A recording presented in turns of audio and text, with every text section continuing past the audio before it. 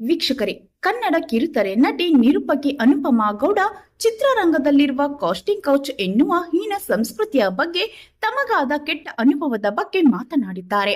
ಅನುಪಮಾ ಗೌಡ ನಟಿಯಾಗುವ ಆಸೆಯಿಂದ ಬಂದವರು, ನಿರೂಪಕಿಯಾಗಿಯೂ ಗಮನ ಸೆಳೆದರು. ಇಂದಿಗೂ ಈಕೆಗೆ ಒಳ್ಳೆ ನಟಿಯಾಗಬೇಕು ಎನ್ನುವ ತುಡಿತ ಇದ್ದು ಇಲ್ಲಿಯವರೆಗೂ 3-4 ಧಾರಾವಾಹಿಗಳಲ್ಲಿ ಅಭಿನಯಿಸುವುದರ ಜೊತೆಗೆ ಹಲವಾರು ಸಿನಿಮಾಗಳಲ್ಲಿಯೂ ಬಣ್ಣ ಹಚ್ಚಿದ್ದಾರೆ. ಸಂದರ್ಶನ ಒಂದರಲ್ಲಿ ನಟಿ ಅನುಪಮಾ ಗೌಡ, ನಟನೆ ನನ್ನ ಮೊದಲ ಆದ್ಯತೆ, ನಿರೂಪಣೆ ನಂತರ, ಆದರೆ ನಟನೆಯಲ್ಲಿ ಏನಾದರೂ ಸಾಧಿಸಬೇಕು ಎಂದು ಇವತ್ತಿಗೂ ಅನಿಸುತ್ತದೆ. ಧಾರಾವಾಹಿಗಳಲ್ಲಿ ನಟಿಸುವಂತೆ ಕೇಳುತ್ತಾರೆ. ಕೆಲವರು ಇವತ್ತಿಗೂ ನನ್ನ ಪಾತ್ರಗಳನ್ನ ನೆನಪಿನಲ್ಲಿಟ್ಟುಕೊಂಡಿದ್ದಾರೆ.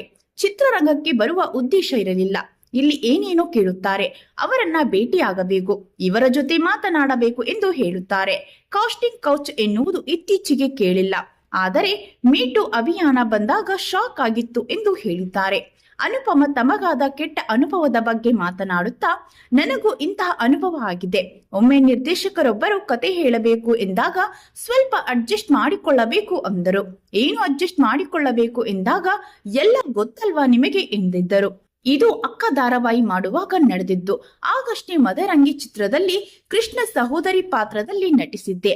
ಆ ಬಳಿಕ ಒಂದು ಚಿತ್ರಕ್ಕೆ ಕೇಳಿದರು ಹೊಸಬರ ತಂಡ.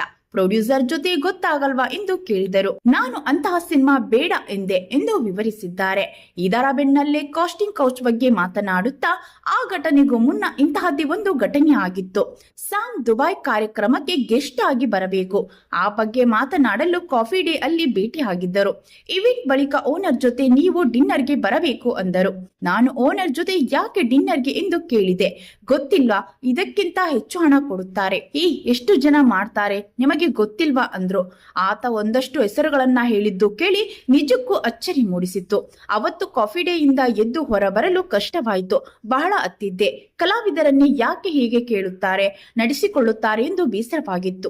2 ವರ್ಷದ ಹಿಂದೆ ಯಾರೋ ಹೇರ್ ಡ್ರೆಸ್ಸರ್ ಎಂದು ಹೇಳಿ ಕರೆ ಮಾಡಿದ್ದರು. ಆಕೆ ಮೈಸೂರಿನಿಂದ ಫೋನ್ ಮಾಡಿ, ಒಬ್ಬರು ನಿಮ್ಮನ್ನ ಕೇಳುತ್ತಿದ್ದಾರೆ, ಎಷ್ಟು ಕೊಡುತ್ತಾರೆಂದು ಆಕೆ ಮೆಸೇಜ್ ಸಹ ಮಾಡಿದ್ದಳು. ನಾನು ಬೈದಿದ್ದೆ, ಕಾಲ್ ರೆಕಾರ್ಡ್ ಮಾಡಿದ್ದೆ ಎಂದು ಘಟನೆಯ ಬಗ್ಗೆ ವಿವರವಾಗಿ ಬಿಚ್ಚಿಟ್ಟಿದ್ದಾರೆ.